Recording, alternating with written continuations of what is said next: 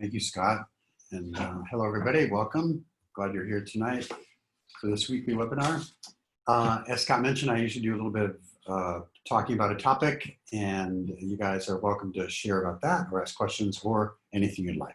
But I've been thinking a lot lately because of just some of the stress going on in the world and people being kind of activated. I've been thinking about triggers and maybe just thought it might be time to revisit dealing with some triggers and cravings and specifically external triggers and cravings. There's really two kinds. There's internal things that bubble up from inside us from feelings and thoughts and other kinds of sensations, but there's also external things, external events. And so just some of it's not rocket science, but I think it's really important because when we really need to remember this stuff, unless it's drilled into us, we kind of forget sometimes. Our brains, when we're reacting to something or we're triggered, it's like we become kind of stupid in that sense. We lose our skills, if you will. So unless it's really, at Seeking Integrity, we use the concept of a fire drill. It's just, we practice it and practice it. So we know that acting out is associated with externally from people, from places, from things, from behaviors, from all kinds of things that can happen from outside us. And I mentioned it can be internal as well, but today we're dealing more with the externals. And over time, these become kind of wired into our addictive ritual. I think one of the things we try to always emphasize with clients is that it's not just the acting out, but it's all the stuff that's around it, right? It's the whole ritual leading up to it. It's the preoccupation and the fantasy, all that stuff we talk about in the addictive cycle, where people really are on a long journey sometimes, building up to ultimately acting out. And really to intervene, you have to go all the way back to the beginning where people are starting to get triggered, activated. Those are the points at which you have most power to really intervene and do something. So that's what we're doing, really, is kind of taking a look at that and the addictive ritual and where we can do interventions. The thing to remember about triggers and cues, if we do nothing and let them just continue to evolve, we will act out, we will relapse. So this is something that absolutely requires intervention. And there are two basic strategies that I like to think about. One is to avoid, and if we can avoid them, that's ideal. But the other, if we can't, is to diffuse them. And I happen to believe that any kind of trigger or craving can be diffused with the right approach and the right techniques. You know, in other words, we don't have to be victims to something that happens to us and just inevitably relapse. I think we always have an option. So this avoiding thing, I think, is really important. Just if we could just not have to deal with it, fine. But if we are exposed, as I say, we have to diffuse them. So a couple of situations. Let's say you have an upcoming event or situation where you think you might trigger out. And so this is something in the future, I think the best idea would be to avoid it, right? So if you can, we can't always. So this could be, you know, what are situations that could be triggering? You know, it might be a family reunion or Thanksgiving dinner or some other kind of stressful situation. But I want to emphasize that it could also be a happy situation. It could be one of your kids' graduations or a wedding or something that could be a happy occasion. And what we know about stressors is that it's any kind of strong feeling. It doesn't have to be just a negative one. We can have equally stressful reactions. I think Scott and I have talked over the years here, you know, we drank or acted out or did our thing on a good day, on a bad day, on an okay day. It didn't really matter ultimately. We kind of found a way to do that. So if there's a situation that might be triggering and you can get out of it, I think especially in early recovery, it's good to really just kind of trim your calendar of those things to the best you can. What if you're at a situation or event and you think you're going to act out? So the clearest thing to do, leave. You know, clearly just get out. And if you can, you know, leave now. So what are these kind of situations that you might find yourself in where you're tricky? You might find yourself at an office holiday party, right? And get triggered. Maybe there's alcohol. Maybe there's someone you had an affair with. Maybe there's some other kind of triggering situation that is not going to be good for you. So if you can do it, get out. Maybe on the other hand, you had a 3-hour gap in your stay. Maybe a meeting was canceled in your day. And you have a 3-hour unplanned window. Nobody knows where you are. Nobody knows you're not going to be in the office. There's this big moment. And I think a lot of relapses that I hear about are kind of opportunistic ones. People aren't necessarily out looking for it, but there's suddenly an opportunity, suddenly offers them something someone offers them something or time opens up and again, they can do a kind of a jump shift. So again, best thing to do, leave, get out of the situation and start to rally your support network. So what if you're stuck in a situation you can't leave? So in the face of it, maybe you can get away for a quick call or a quick text to some support person just to reach out. And I always find, even if I can't get out of a situation, if I can like share my misery with someone, let them know I'm in trouble, just hear some encouraging words, just to hang in there, can often go a long way toward helping. But there's other things too. In psychology, sometimes we talk about different kinds of visuals that are actually quite effective. They sound a little corny, but one thing I tell clients to imagine is an on-off switch, right? So that if you imagine that craving as something you can just turn off, you have the power to turn off, and just visualize flicking that switch in your mind. Or one that's very commonly used in this kind of impulse control is a big red stop sign. Just boom, have a stop sign in your whole field of vision, in your imagination. Stop, because that's really the message that you're trying to tell yourself too. That visual, that's so important. And the other thing, again, if you're stuck and you're afraid you're going to act out, it's not enough just to kind of get rid of the thought of acting out. It's really, I think, essential to substitute something more positive in its place. So if I'm standing at a holiday party and I'm really stressed out and I think I'm going to act out, I can be flashing a stop sign in my head. But the second half of that, I think, is to really substitute something positive. For a moment, take yourself away on a little mental journey.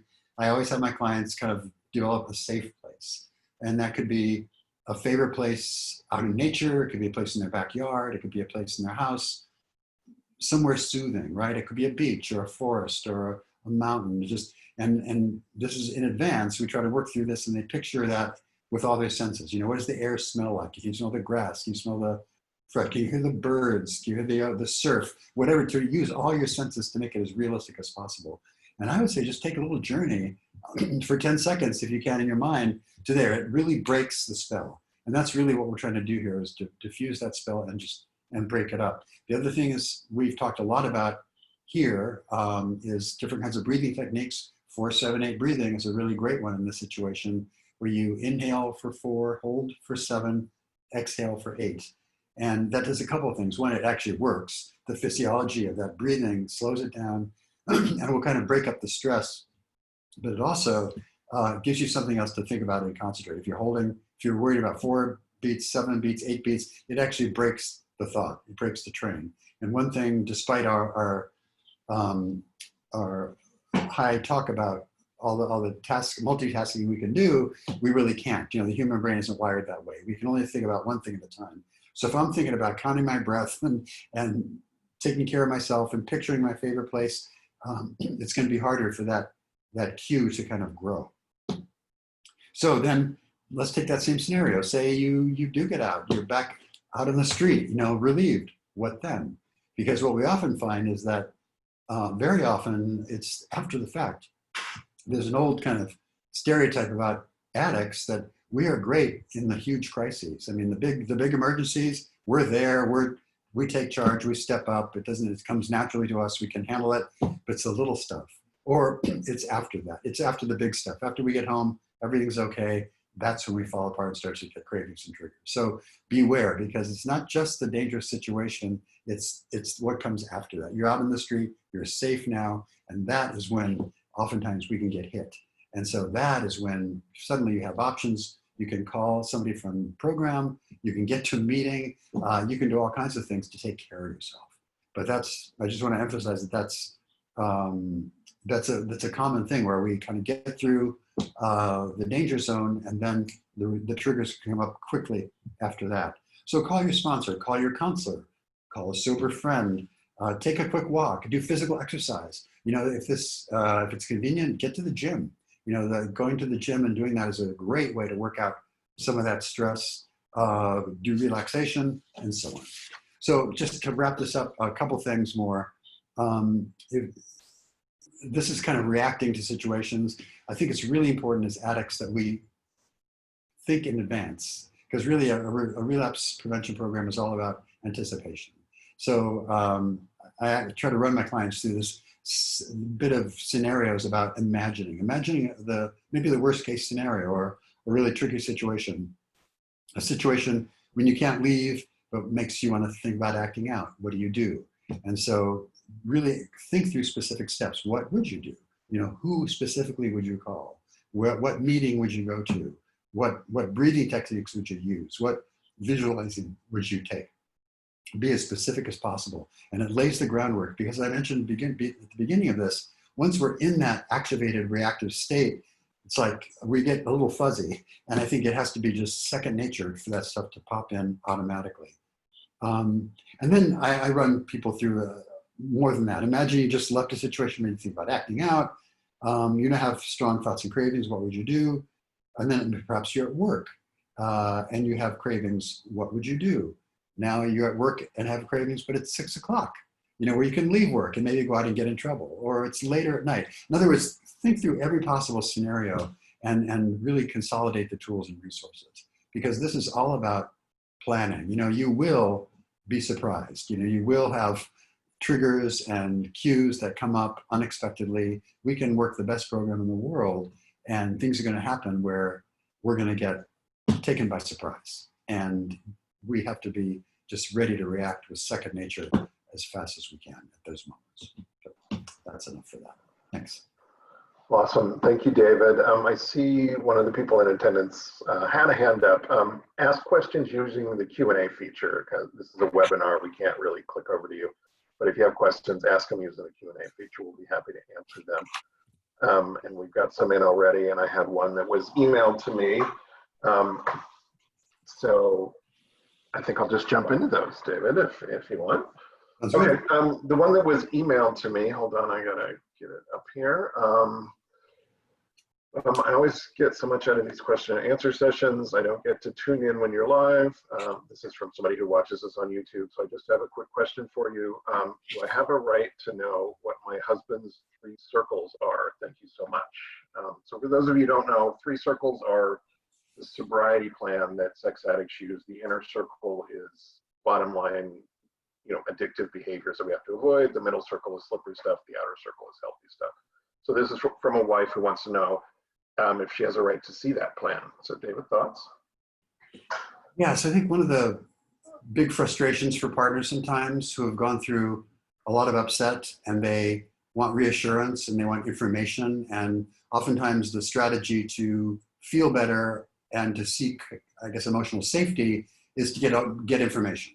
And I think the problem with that is that sometimes there's never enough information to make it safe. There's always something else, there's always a little bit more, and it's just never quite is enough to satisfy or truly make it. Now, as a partner, you absolutely do have the right to know certain things. We have disclosures that we don't do that in a extremely graphic way, so you know every detail, but you certainly have a right to know the kinds of behavior and the length of the behavior, and if it's somebody that you know that was involved, you have a right to know that. Those kind of things that a professional CSAT or a therapist can really guide you and your husband in that kind of disclosure process. The circle plans, I think, you know, the outer boundary for sure, and I think it could be healthy to share the complete circle plan with a partner in the right setting. You know, these plans do change. They are basically contractual, so it's you know, I think it's a part of healthy communication. I can also imagine there are circumstances where revealing the whole thing might not be as beneficial for either party. I've seen situations where there was some kind of antagonism over and judgment and lack of trust about whether someone was following through on their plans or not. It caused a lot more problems than it should have, I think. But I think a healthy discussion about what those behaviors are is certainly important to have. I don't know about the specifics of the various circles. Scott, you may have more experience with that than I do. What do you think about that? Yes.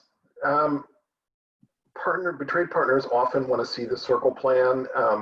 And on the one hand, you know, it's a path to honesty. This is what I'm working on. This is what I'm doing.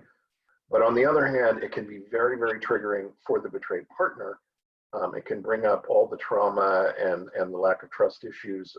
I like it when the circle plan is shared as part of disclosure. There's a formal therapeutic disclosure process where, you know, the betrayed partner asks questions in writing, and then the cheating partner writes everything down and answers all the questions, and then they present that in a therapy session that's moderated, usually by both parties, therapists, and sometimes a couples counselor too. You know, then there's a little back and forth and processing, and then the betrayed partner gets to respond, gets to basically write a letter and respond. And then after, you know, saying, you know, all the feelings and all the betrayal and getting all that out. And then the cheating partner says, I hear you, I feel you. Here's what I'm doing to make changes and live differently in the future. And personally, I think that's the time to present the circle plan.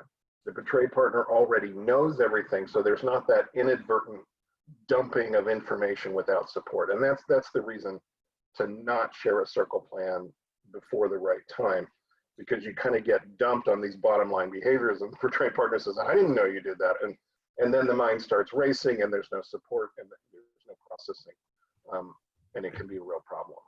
So yes and no is my answer to the question. Yes, but maybe not right now, but at the appropriate time, absolutely. Yeah, and I think in the context of the disclosure process, that's really the right setting for it. I totally agree with that. Yeah, and because any revelations are supported by the betrayed partner's therapist is there to help. There's a process to go back and forth. I mean, there's a way to dialogue it in a healthy way.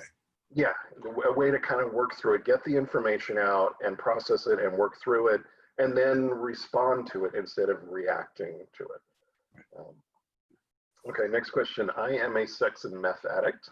What does healthy masturbation look like in recovery? This question is good for any sex addict, porn addict, with or without meth.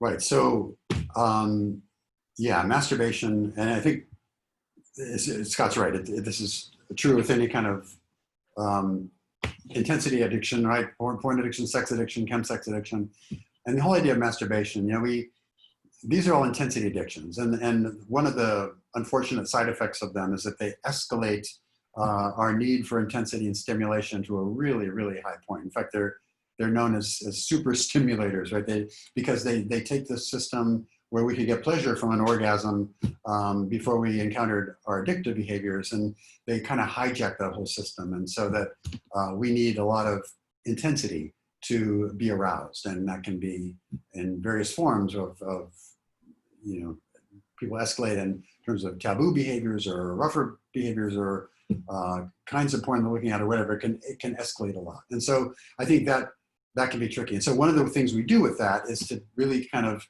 let's call a timeout, right? A timeout on acting out, a timeout on our masturbation, a timeout on sex with even our partners for a while, just to let our brains kind of come back down to earth. So I think that process is really important. And so I've had clients who really felt they could do masturbation earlier. We recommend 90 days, although there's no magic number. Really, it can be longer, it can be shorter, it depends on the individual. And some people can do masturbation sooner, perhaps, without getting in trouble. But I think most people find that they inevitably start, when they are masturbating earlier in recovery, their minds start to wander. And they start to wander into kind of some tricky areas because it's really hard to get aroused and have an orgasm if your brain is used to this kind of meth-related situation or the intensity of an affair partner or an escort or acting out or whatever it is. That with those scenarios not present, it's hard to get aroused. And so I've had a lot of clients basically relapse or else really delay their recovery by masturbating and not being careful with what they're thinking about. And so that's the real pitfall for me, not so much the timing, although I do agree buying yourself some time by just not doing it is really beneficial in the long run, but it's really then what are you thinking about after that?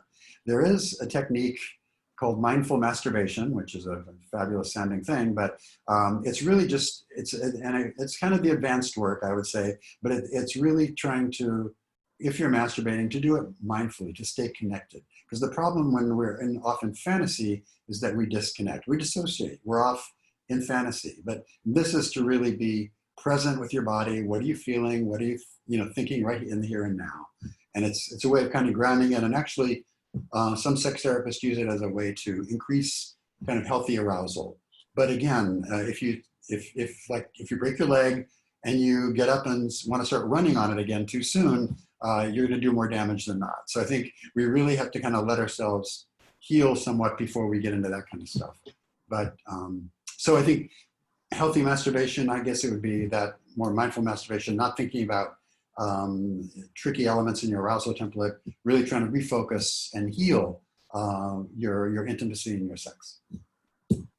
Yeah, we were talking about circle plans earlier, and sex and porn addicts always want to know, where does masturbation go? Is it inner circle, bottom line? Is it middle circle, slippery? Can it be in the outer circle and healthy? And the answer is yes, yes, and yes, depending on the addict and where you are in your recovery. And usually the guys I sponsor will start out with it in their middle circle for 30, 60, 90 days, sometimes more. I had one guy who kept it in there a whole year, and he's like, well, can I masturbate now? I was like, I don't know. Can you? I mean, but the question I usually ask is, why do you want to masturbate? Is it so you can numb out and not feel? Or is it because you want to have a date with yourself, which is a very different thing, and be present? And, so, if you're using it to numb out and not feel, that's probably not healthy masturbation. If you're using it to get to know yourself and sexually better, or, things like that, that might be healthy. Might not be, depending on, where it is in your plan and how you've used it in the past. I don't know if this is a place for this question, but I'm struggling with an obsession slash addiction for 10 plus years. I'm always obsessed with my partner's ex-girlfriends. I'm obsessed with their looks. I compare myself to them. I'm always feeling inferior, downgraded, stupid, uglier. You think this is related to what? What kind of treatment and support should I look for? So where does that come from, and what kind of support is out there for that?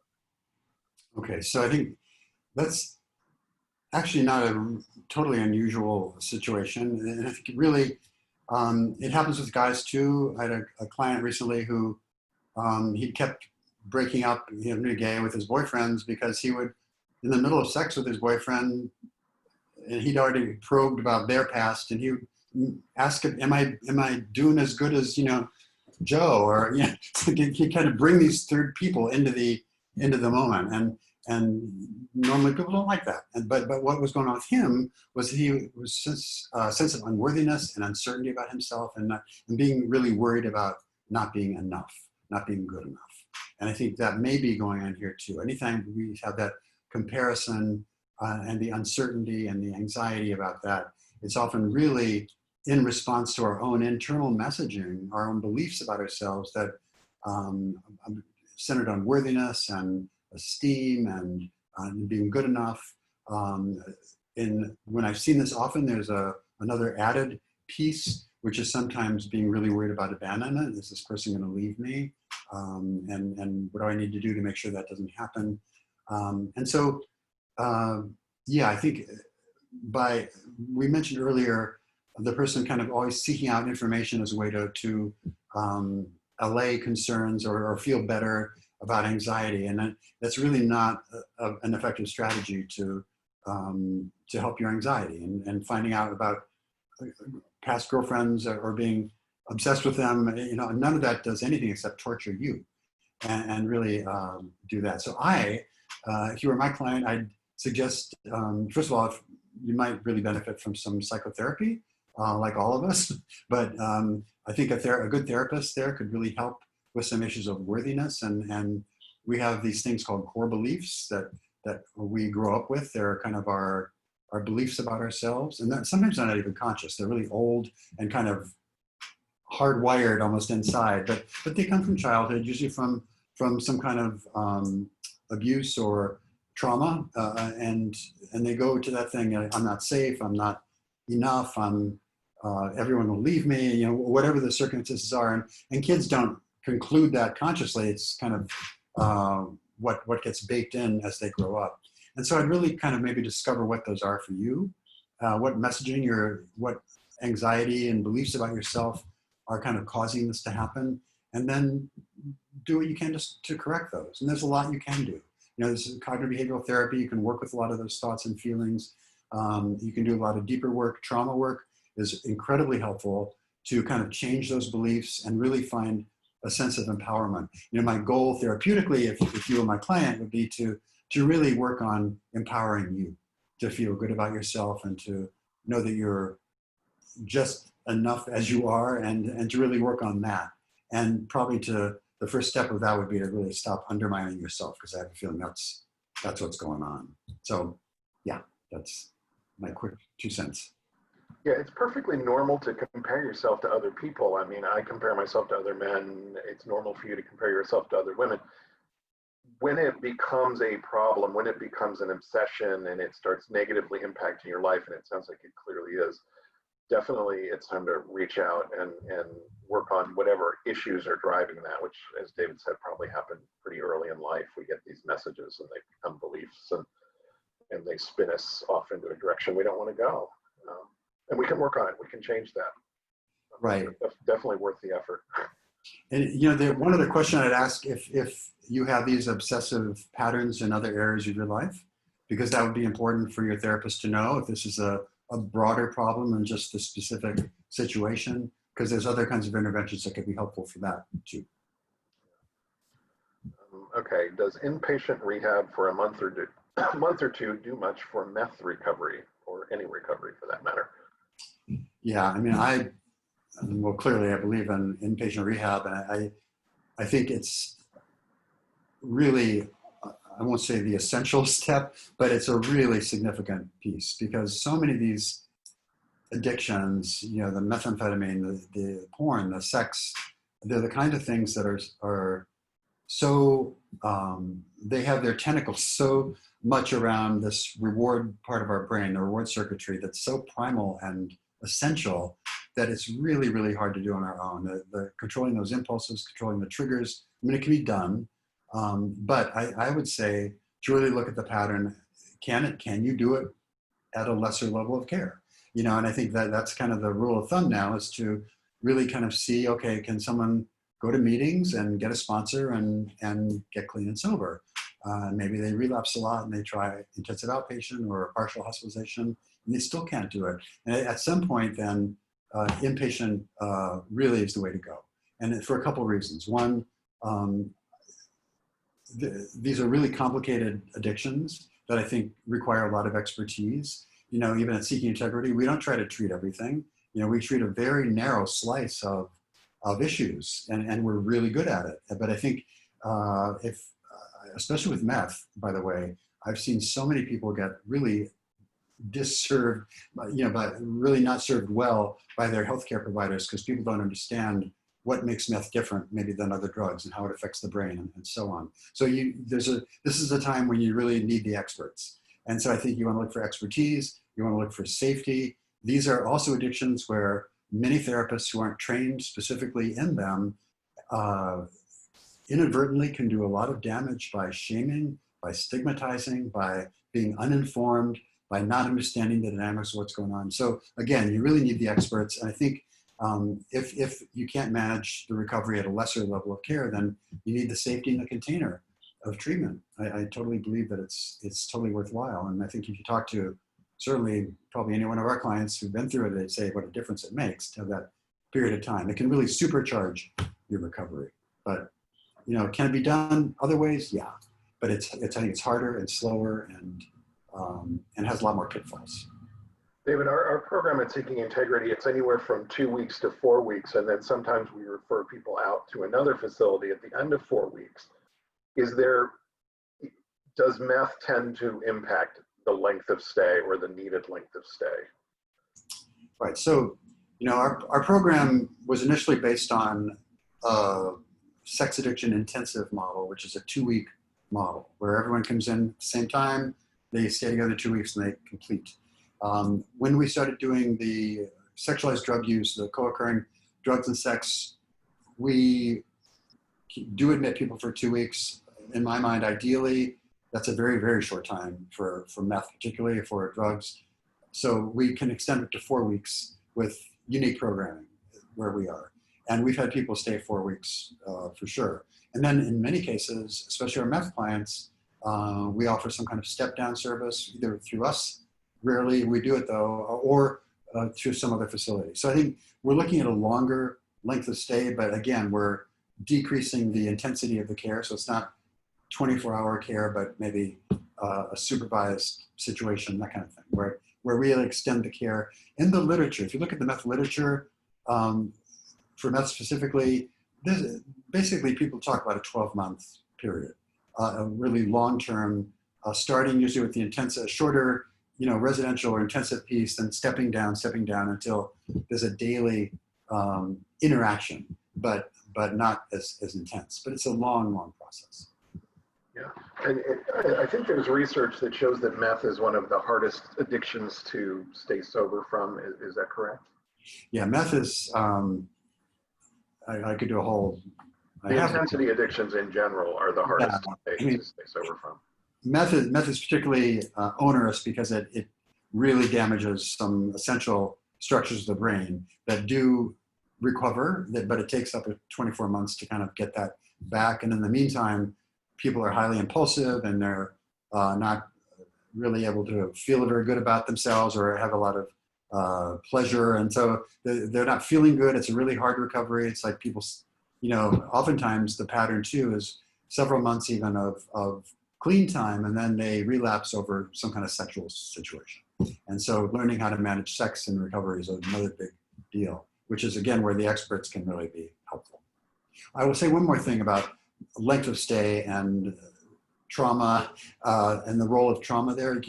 We've mentioned over and over here, a lot of addictions, the core of them is really some kind of traumatic experience. That's really almost universal, except for some young porn addicts that are a whole different kind of animal these days. But that trauma underlies it. The trick though, and this is how I conceptualize it, if our addiction, certainly my addiction was my main way of coping. It was my main way of coping with feelings, with life. And I think for a lot of us who've gone through trauma, our addictions are a way of keeping those feelings at bay, usually by dissociating, by numbing, by floating, by distracting. Whatever the addiction does for us, it keeps us from feeling that stuff. So if I take away my clients' coping mechanisms, I take away their addiction, suddenly they're clean and sober, they're not acting out, they're not having drugs. And if I dig into that trauma too soon, do trauma therapy, which is a really essential part of recovery, if I do it too soon though, it's really setting up that client to fail. And we've had a lot of clients come to us who that exact thing has been done. Their therapist, well-meaning, got into the trauma work too soon, triggered a bunch of stuff, and it overwhelmed that person's ability to deal with it. So timing is everything with this. And that's another reason it kind of takes a long time. Yeah, and it's another reason to get really, really specialized help with addiction. I know people that have gone to 12-step meetings and been sober from their very first meeting, mostly in AA, and and good for them. Meth addicts, I think I know one meth addict who it has more than 20 minutes of sobriety who did not go to treatment. The rest of the meth addicts I know who have extended sobriety, they had to go to treatment to get over the hump, whether it was for 30 days, 60 days, whatever. I want to add one more thing, and that because it's out there, I hear it all the time still, is that there's this kind of belief sometimes that you can't really ever get into recovery from methamphetamine. And there's this hopelessness that can kind of set in because it is, as Scott just kind of indicated, the normal path to recovery has a lot of relapse. But there are a lot of people out there with many, many years, dozens of years of clean from meth. So it's totally possible. It's a hard road, but don't succumb to that myth that you can't recover. Yeah, I agree. How can I remember to take my triggers seriously in public? Sometimes I think, oh, this is no big deal, but then I get caught up in it, and the next thing I know, I can't stop craving, obsessing, and lusting. I love this question because I am much more likely to get triggered unawares in public, just out for a walk or I'm out shopping, and I let my guard down and boom. So yeah, great question. Yeah, and it's totally true, right? Because I think if we're, in this kind of addictive recovery mode, when we're engaged in our recovery activities, that's one thing. But when we're out there doing our lives, and program is a bridge back to life, they say, and hopefully we are out there doing our thing, not thinking about this so much, and we will get triggered, and that's just part of life. I think it is that, whether it's driving down the car and seeing somebody on the street that is attractive, or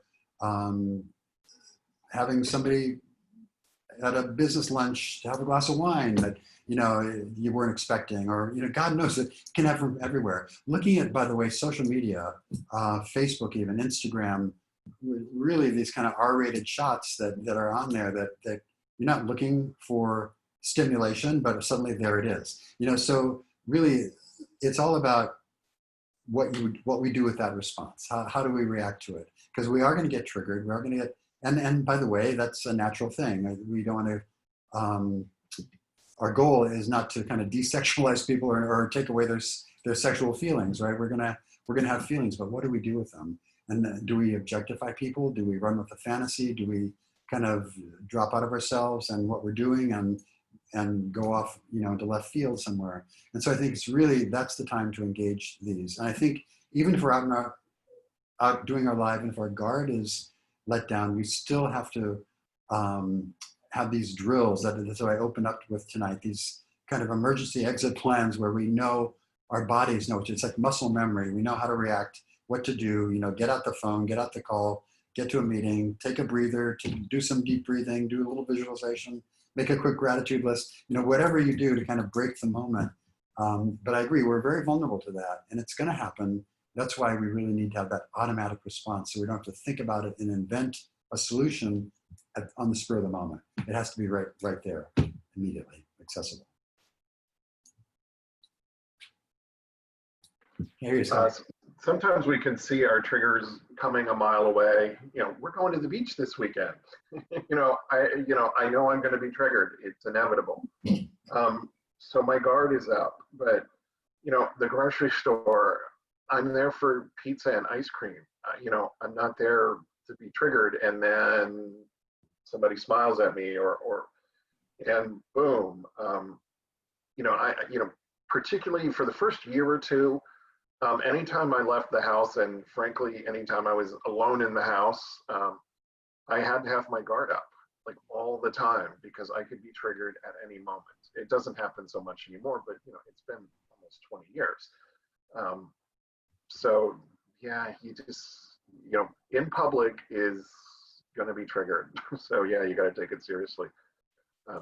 And you don't want to run with it, right? So you can't stop craving, obsessing, lusting. I mean, that's the danger here, is that it can grab us, and we have to really, as quickly as possible, let it go. And that's that stop sign, or the on-off switch, or whatever kind of mental tool or technique you want to use.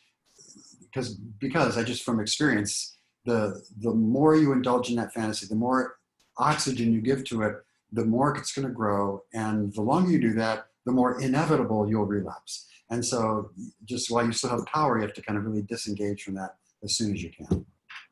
Yeah, and I used to carry around, my circle plan, which had outer circle behaviors listed on it, which was stuff I could do that's healthy when I'm triggered. And then I also had a list of tools and phone numbers that I could use, the 3-second rule, calling someone, get out, reach out, change my thinking, ground myself, all that stuff. And I carried it with me because, yeah, a trigger, I got about 3 or 4 seconds where I realize I'm triggered and that I can actually do something about it. And then I'm into the craving and I'm off and running. Even now, I just got a few seconds where I can intervene. I mean, I can intervene later, but where I can really intervene and stop it cold and not have to fight it. So yeah. My acting out was online porn and erotica. I'm 31 days clean and in a weekly coaching group. Congratulations, proud of you. I've been married for 30 years. My wife is an ACOA, that's adult child of an alcoholic with depression and intimacy avoidance. She's been in and out of counseling for 15 years. My acting out was my way of coping. I don't want to blame my wife for my actions or decisions. My porn use has always been private. I want to stay in my lane and work on myself. Admirable. When can I tell my wife that I looked at porn as a way to not leave the relationship? And I'm going to jump in right away and say, that's not why you looked at porn. You looked at porn as a way to not have to deal with the problems in your relationship and other problems in your life. So in my opinion, you never get to tell your wife that you looked at porn because you didn't want to leave the relationship, because that's not true, but you'll get there. David, on to you. Yeah, that's kind of my answer too, because there's a lot of blame in this question. And yeah, I mean, our partners often have issues, right? And they're dealing with their stuff. But when we act out addictively, we're doing it for our own reasons. And by the way, porn or even sex is not about sex. It's not about a lack of sex or too much sex. It's about a way of coping with feelings and dealing with an internal disturbance with ourselves. So I think it'd be useful for you to take a really strong inventory, take a good look at your motivations, your way of thinking, what the porn really is about. One of the things that we do as addicts is rationalize our behavior, and we can make sense out of the craziest stuff. There's material here to make a story, but I think you're doing yourself a disservice and certainly your wife a disservice. So I would really, I think you could benefit from some deep conversation or even maybe couples guided communication with a therapist with your wife and talk about some of these issues, because there's certainly room for improvement there. But I think your porn addiction is all about not dealing with the feelings related to that or other stuff as well. I don't know. But I would really address that. Our addictions are really about us. I drank at my father for years. I drugged at other people for years, and it just ultimately it was me doing it, and I had to take responsibility for that ultimately for myself. So yeah, it was pointed out to me pretty early on. Nobody held a gun to my head and made me drink and get high and act out. I made those choices. And I really wanted to blame everybody else. And I don't want to sound harsh. You're 31 days clean. You're in a weekly coaching group. You're here. You're doing all the right things. So I don't want to come off at harsh. And as a matter of fact, I want to say, really, again, congratulations. 31 days is rough. It's tough. So you're doing great. But I think as you get deeper into this process, you're not going to want to tell your wife, that you looked at porn because of her, or because she wasn't giving you what you needed. And you have one of the greatest tools available to you, and that's a group. I think groups are incredibly helpful in this kind of situation. So I'd really encourage you to take that to the group and see what kind of feedback you get from them. I think it'd be very helpful for you just to kind of do a reality check on that. I think groups are really, really powerful. It can be very helpful. And I want to echo Scott. 31 days is a huge deal, and you're doing what you need to do. But I really would encourage you to take a look more at your role in all this as opposed to somebody else. Okay, when I write down my past meth-fueled sexual experiences, a pattern emerges where the sex is not really good. Either there are erectile dysfunction problems, very common, paranoia, very common, or we end up talking all night, also very common. Meth heads can't shut up. Sorry, why do we have this illusion that meth makes sex better, especially before a relapse? Great question.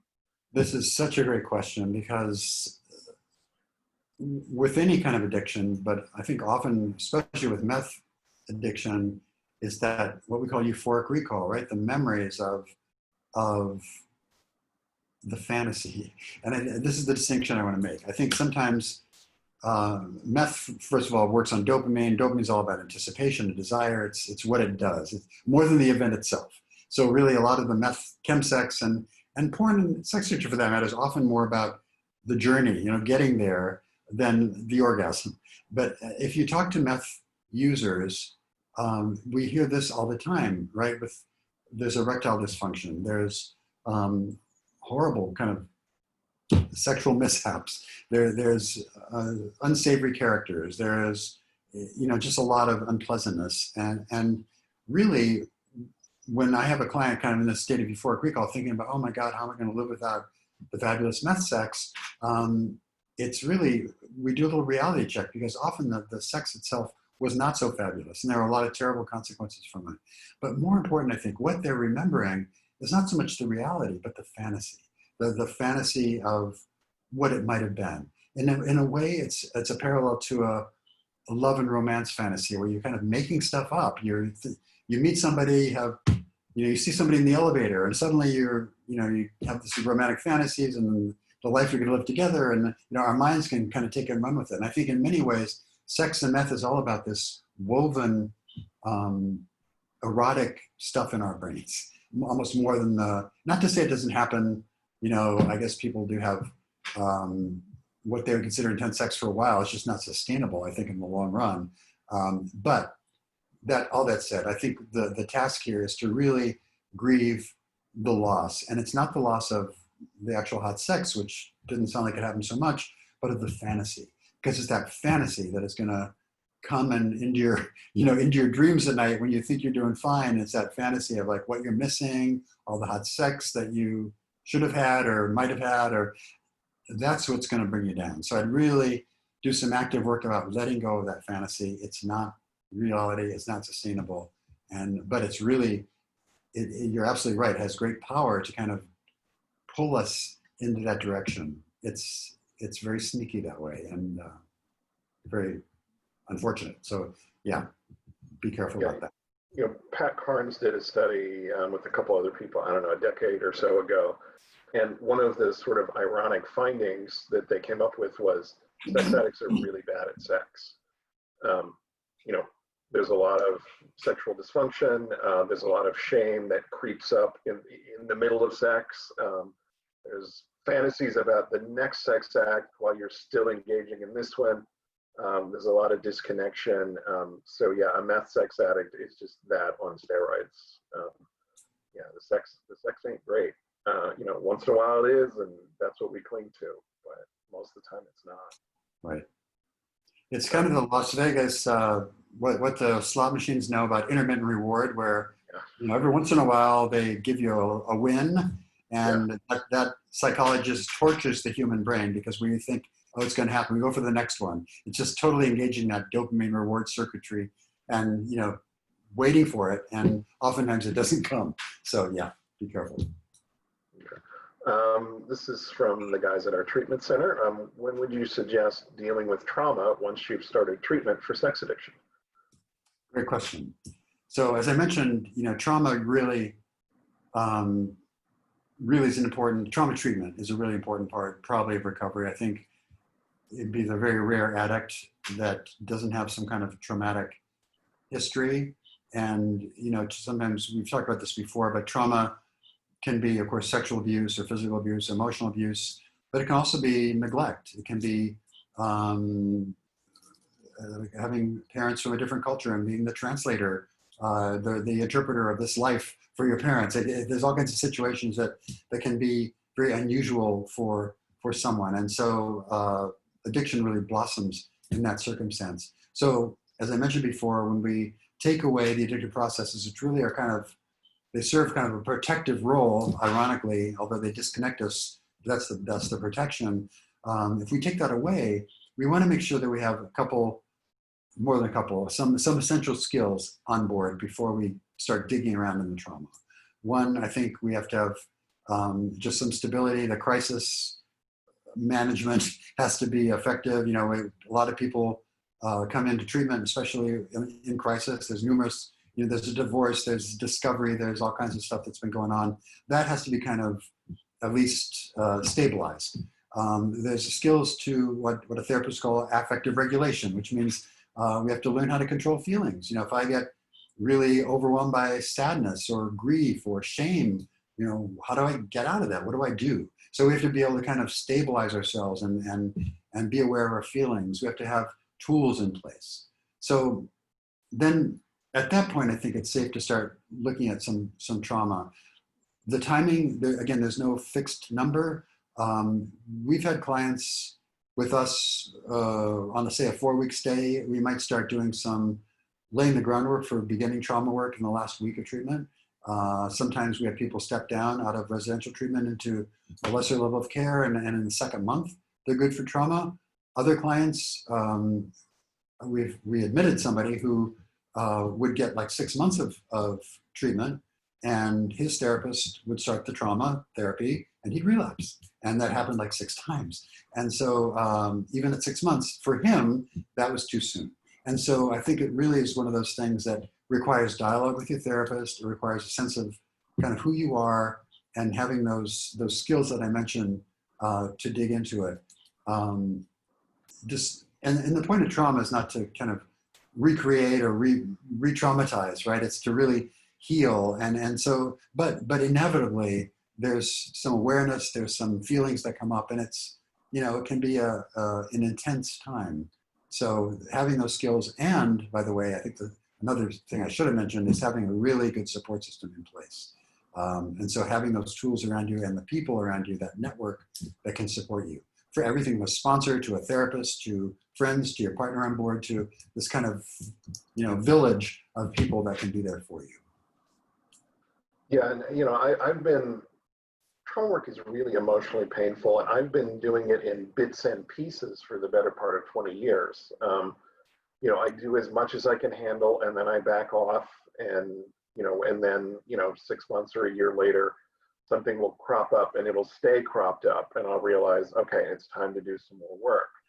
And I always think, okay, I've got it licked now, and then 6 months or a year later, there's more to deal with.